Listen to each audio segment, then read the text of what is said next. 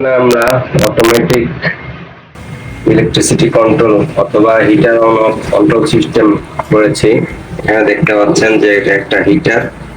হিটারের এখানে এই যে কানেকশন গুলো, এই কানেকশন গুলো কেবল কানেক্টর, যেটা কয়েলের সাথে, এগুলো খুবই টাইট করে দিতে হয়, তা না হলে এখান থেকে ইডি কারেন্ট ফ্লো এর ফলে এখানে কিন্তু স্পার্ক হয় এবং খুব দ্রুত কেটে যায়। যার ফলে এখানে এমনভাবে টাইট দিতে হবে যাতে এর মধ্যে কোনো গ্যাপ না থাকে, অর্থাৎ কোনোভাবে যেন এয়ার ফ্লো না হতে পারে। এখানে আমাদের এই যে প্রথমে ব্রেকার আছে, মেইন ব্রেকার, ব্রেকারের পরে এখানে একটা কাট আউট ইউজ করা হয়েছে। কাট আউটটা ফিউজ হিসেবে কাজ করবে এবং এটা কন্ট্রোলের জন্য ম্যাগনেটিক কন্ট্যাক্টর এবং একই সাথে টাইমার ইউজ করা হয়েছে। আমরা বিভিন্ন কাজ করার সময় দেখা যায় যে গ্যাসে রান্না করার সময় গ্যাসের চুলা অন অফ করতে ভুলে যায়, অথবা হিটারে রান্না করার সময় কোনো একটা কিছু দিয়ে হিটার অন করে চলে যায়, পরবর্তীতে তার মনে থাকে না, জিনিসটা পুড়ে যায় অথবা নষ্ট হয় এবং অপরদিকে আমাদের বিদ্যুৎ বিলও বেশি আসে। সে কারণে আমরা এটা যদি অটোমেটিক ভাবে কন্ট্রোল করতে পারি তাহলে আমাদের বিদ্যুতের বিল সাশ্রয় হবে এবং আমাদের যে যে জিনিসটা আমরা রান্না করব, যেমন এখানে দুধ জাল দেওয়া দেখানো হয়েছে, সেটাও নষ্ট হবে না। প্রথমে এই কাট আউটের যে ফেজ ইনপুট আসলো, ইনপুট এসে ফেজ বের হলো, বের হওয়ার পর এখান থেকে আমাদের হিটারে কানেকশন যাবে। আমরা স্বাভাবিকভাবে প্রথমেই আমরা কানেকশন করবো যে এই হিটারের যে কয়েল আছে, কয়েলের একটা যাবে নেগেটিভ ডাইরেক্ট এবং পজিটিভটা যাবে এই কয়েলের কন্টাক্ট হয়ে। এই কন্টাক্টটা কখন ধরবে, যখন আমার এই টাইমারটা কাজ করে, একটা টাইম সেট করে দিব, যেহেতু আমরা টাইমার ইউজ করেছি, এই টাইম সেট করে দিব। এই টাইম সেট করে দেওয়া সেই সময় পরে যায় এইটা অফ হবে এবং যখন আমি সুইচটা দিব তাৎক্ষণিকভাবে এটা ধরবে, যে এনার্জাইজ হবে এবং হিটারটা অন হবে। এই যে হিটার এখন কিন্তু অন হয়ে গেল, আপনারা দেখতে পাচ্ছেন ভিতরে লাল হয়ে গেছে। এটা এটা যতক্ষণ চালু থাকবে, সেই টাইম সেট করা, সেই টাইম পরে যায় এটা কিন্তু অফ হয়ে যাবে। আর এখানে আমি এই যে কয়েল দুইটা, কিন্তু কয়েলের এই কন্ট্রাক্টরের দুইটা সাপ্লাই, দুইটা হচ্ছে, একটা হলো এর কয়েলের সাপ্লাই লাগবে, অর্থাৎ এটা এনার্জাইজ ডি এনার্জাইজ হবে তখন, সেটার জন্য এটা নিউট্রালটা কানেক্ট করা আছে এবং এই ফেজটা আসছে আমার টাইমারের কন্ট্যাক্ট থেকে। টাইমারের নরমালি ক্লোজ কন্ট্যাক্ট এবং ওপেন কন্ট্যাক্ট আছে, আপনারা দেখেছেন। এই ক্লোজ কন্ট্যাক্ট থেকে এই টাইমারের কানেকশনটা ফেজটা আসবে।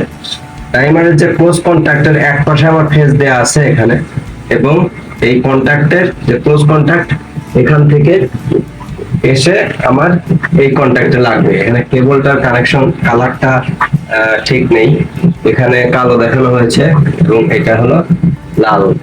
তো এখানে আবার যে কন্ট্যাক্টরটা আমরা হিটার ইউজ করেছি, আমি একটা কন্ট্যাক্ট দিয়েই হিটারে, যেমন এই ফেজটা এদিক দিয়ে ঢুকেছে ফেজটা এবং এটা দিয়ে বের হয়েছে, এটা বের হয়ে যায় হিটারে লেগেছে, দেখতে পাচ্ছেন হিটারের একমাত্র কানেকশন এখানে, এবং এই ফেজটা এখান থেকে এসে এটা যখনই ধরবে এই ফেজটার কন্ট্যাক্ট দিয়ে এসে এটা দিয়ে চলে যাবে। আর এখানে আমি তিনটা শর্ট করেছি, কারণ আমাদের হিটারের ওয়াটটা বেশি, 1500 বা 2000 বা 1000 এরকম, অ্যাম্পিয়ারটা বেশি যাবে। অ্যাম্পিয়ার বেশি যাওয়ার কারণে এর তিনটা নরমাল ওপেন কন্ট্যাক্ট, একটা ক্লোজ কন্ট্যাক্ট, এটা ইউজ হয়নি। তিনটা ওপেন কন্ট্যাক্টের মধ্যে একটা দিয়ে যদি আমি দেই, এই একটা কন্ট্যাক্ট দিয়ে এর ফুল কারেন্টটা ফ্লো হবে, ফলে এর কন্ট্যাক্টর যে রেটিং সেই অনুসারে এটা কিন্তু লাইফ টাইম কমে যাবে। আর আমি তিনটা যদি প্যারালাল করে দেই, তাহলে যে অ্যাম্পিয়ারটা যাবে এই হিটারের মধ্যে, এই সেই অ্যাম্পিয়ারটা 3 ভাগে ভাগ হয়ে এই তিনটা কন্ট্যাক্ট দিয়ে এর মধ্যে দিয়ে পাস হবে, কাজে এই কন্ট্যাক্টটা অনেকদিন স্থায়ী হবে। এবং এখানে একটা সকেট দেখানো হয়েছে, এটা বিভিন্ন সময় কাজে লাগে। সকেটটা ডাইরেক্ট দেখানো হয়েছে, এটা সুইচের সাথে কোনো কানেকশন নেই, হয়তো রান্না করার সময় কোনো ফ্যানের বা অন্য কোনো লাইটের কানেকশন দেওয়ার প্রয়োজন হয়, তখন আমরা এখান থেকে ডাইরেক্ট। আর এখানে টাইমারেরও একটা কয়েল রয়েছে, টাইমারের কয়েলটা এই সুইচের নিউট্রাল এখান থেকে দেওয়া হয়েছে এবং ফেজটা গেছে, ফেজটা এখান থেকে কাট আউট থেকে আমার ডাইরেক্ট সুইচে চলে আসছে এবং সুইচের আউটপুট থেকে এর কয়েলের আরেকটা কন্ট্যাক্টে গেছে। এই যখনই সুইচটা দিব, এটা নিউট্রাল যেহেতু আছে টাইমারের এবং এর ফেজ পাবে, তখনই এটা কাজ করা শুরু করবে। কিন্তু এটা একটা টাইম সেট পড়ে যায়, যেহেতু অন ডিলে টাইমার, সেহেতু একটা যে টাইমটা সেট করে দিব সেই টাইম পরে যায় এটা অ্যাক্টিভেট হবে। এটা আমাদের 30 মিনিট সেট করা আছে রান্নার জন্য। আমাদের এখানে 5, 10, 8, 20, 15 যেটা আমরা ইচ্ছা মতো টাইম সেট করে দিতে পারবো। যে সময়টা সেট করে দিব সেই সময় পর্যন্ত এটা যে নরমালি কন্টাক্ট ক্লোজ আছে সেই ক্লোজ কন্টাক্ট দিয়ে এখান থেকে পাওয়ার গিয়ে হিটারটা অন হবে এবং সেই টাইম পরে যায় আমার টাইমারটা কি করবে, এটা অফ করে দিবে।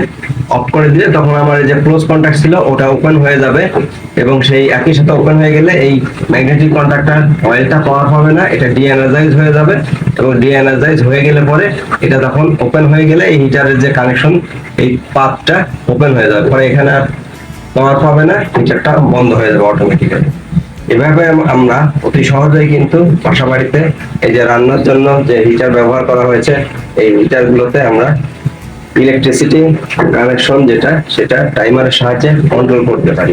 কিন্তু এটা কিন্তু খুবই একটা প্রয়োজনীয় জিনিস যারা হিটারে রান্না করেন। এবং এটা হিটারে দেখানো হয়েছে এই একই সার্কিট দিয়ে আমরা কোনো মোটর বা পাম্প বা অন্য কোনো এই ধরনের যে একটা টাইম সেট করে দিয়ে একটা জিনিস চালাবো সে ধরনের কিন্তু আমরা এই সার্কিট দিয়ে করতে পারবো। আর এখানে যে টাইমারের আমরা কানেকশনটা, এখানে কিন্তু টাইমার দেখছি এখানে ড্রয়িং আছে, যে ড্রয়িংটা আমি দেখেছি, এই ড্রয়িং অনুসারে আমাদের কানেকশন দিতে হবে। আসলে এই যে ম্যাগনেটিক কন্ট্যাক্টর এটা কিন্তু একটা সুইচ হিসাবে কাজ করবে, অর্থাৎ আমি এর কয়েলে পাওয়ার দিয়ে এটা জাস্ট অন অফ করলেই এটা কাজ করবে। আমি সুইচ দিয়েও কিন্তু অন অফই করছি সেই একই। এবং এই যে ম্যাগনেটিক কন্ট্যাক্টর এটা কিন্তু ডবল সাপ্লাইও দেওয়া যায়। কয়েল যদি হয় আমার 24 ভোল্ট বা 12 ভোল্ট অথবা 110 ভোল্ট, অথবা আমার কন্ট্যাক্ট যদি কন্ট্যাক্টের যে রেটিং সেই রেটিং অনুসারে এটা যে কোনো সাপ্লাই ভোল্টেজ আমরা দিতে পারি। এর কন্ট্যাক্ট রেটিং যেমন এখানে আমরা 220 দিয়েছি, 220 এর জায়গায় আমি 110ও দিতে পারি, 24 ভোল্টও দিতে পারি। কিন্তু কয়েল যেটা, কয়েলেরটা এটা ফিক্সড, কয়েলটা এর মধ্যে আছে, কয়েলের যে ভোল্টেজটা দিতে হবে সেটা কিন্তু ফিক্সড। এইভাবেই আমার এই সার্কিটটা কমপ্লিট করা হয়েছে। আর এখানে ফিউজ হিসাবে ইউজ করা হয়েছে, এই ফিউজটা যদি কোনো শর্ট সার্কিট হয় বা কোনো কিছু হয় এটা পুড়ে যাবে, অথবা আমরা কোনো কাজের সময় এটা খুলে নিয়েও আমরা কাজ করতে পারবো।